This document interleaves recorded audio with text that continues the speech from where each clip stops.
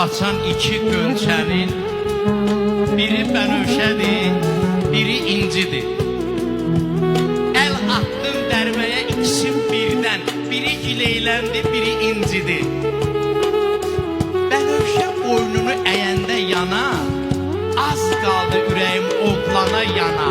Bənövşə bir yana, nərgiz bir yana, güllərin içində təkcə incidir. Bənövşə gözəldir, boyu bəstədir, bahar